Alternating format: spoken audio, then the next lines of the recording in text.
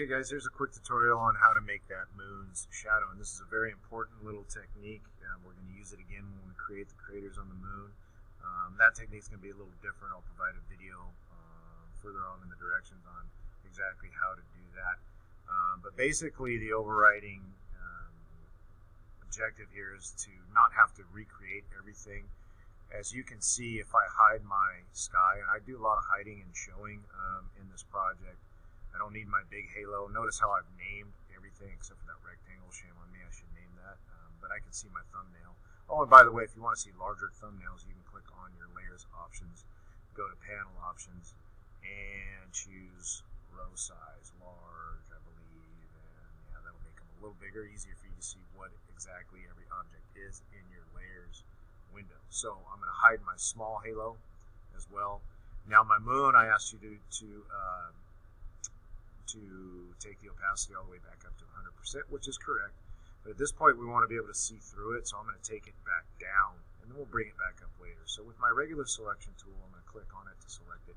I'm going to take the opacity way down to make sure I can see that shadow in there. Now I'm going to zoom in on it. And what we want to do here is just sort of a note that if I grab my direct selection tool to reveal my anchor points, know that these ellipses are only made of 4 anchor points, okay? And the shadow shares the same path, basically, from about right here where this shadow comes in, this point up here, all the way around and down over to where we have the same entry point of that shadow, which is hidden by this tree. So I'm going to say it's about right here because I'm following this curve sort of up. So we're going to say it's about right there. And it's at those entry points where you want to create 2 new anchor points in order to preserve this curve. Because if we don't do that, let's say, for example, we just create 1 new anchor point. So I'm going to grab my Add Anchor Point tool there, and I'm going to go over my path there and go over my path over here where I think that that shadow starts.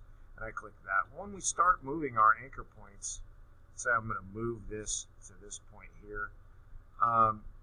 It's all will. It looks like it'll work, but this is not a sharp turn. We have this rounded arc here. You should know the only way to get that sharp turn there is to use the Convert Anchor Point tool, or otherwise known as the Anchor Point tool, or sometimes I'll call it the Angle tool, just because that's what it looks like. If I click on that to sharpen it, watch what happens. My curve below it no longer shares that same curve. So that's really not something we want to do. So I'm going to undo all that work that I just did with those new anchor points. So I just deleted that one by undoing, and I deleted that one by undoing. So that's the basic premise of this, and I'm going to show you how to do that right now. I have my moon selected, and I'm going to duplicate my moon to create my object that we're going to use for this shadow. So Control C to copy, Control F to paste in front.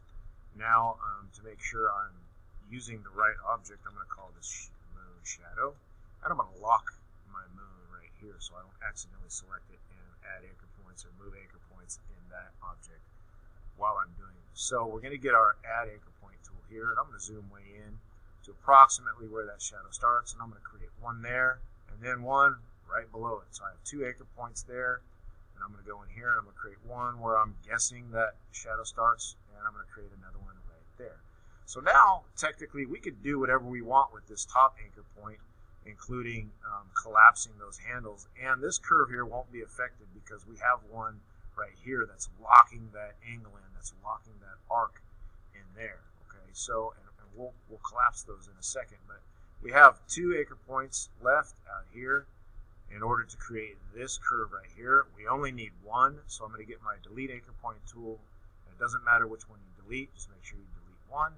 Now I'm going to get my Direct Selection tool and go grab this anchor point and move it to the base, somewhere approximately in the middle of this arc here that creates that crescent in the moon, and then I'm going to rotate my handles to a basic level there, and we'll go back in a second and change those handles. So now we're going to zoom way into that top anchor point I talked about. We're going to collapse it with the Anchor Point tool, collapse, zoom out, get the hand tool by holding down spacebar, go up to that anchor point, and now we have this nice sharp turn that looks pretty good so far. So I'm going to get my Direct Selection tool, again activate that anchor point so I get both handles, and I'm just going to stretch these handles out And I'm watching to see if this curve matches the curvature of the shadow. And then I'm going to do this one as well. And you may have to do this a couple times to get it right and sort of rotate it a little bit. This one's going way out now. That's close. Again, get it close. Don't have to be perfect with this. It's a lot easier to create objects from scratch than it is to copy objects. I can tell you that much. So that looks good. Our curve here is preserved. It's on the exact same line or path that our moon is, so we won't have any overlap in there. And then I'm going to go back to my regular selection tool. I'm going to color this the shadow, moon shadow color. Boom. And then I'm going to take the opacity all the way up. Now you'll notice that my options bar hasn't changed. It's sort of in these anchor point alignment options. So I'm just going to click off in the void here, go back and click on it. We should see our opacity show back up. So now I can take that up to 100%. Unlock the regular moon, select it, take my opacity back up again. And then I'm going to show everything else. Whoop. And deselect that, and I'm going to hide and show my top sky layer so I can see how good of a job I did, and it's looking pretty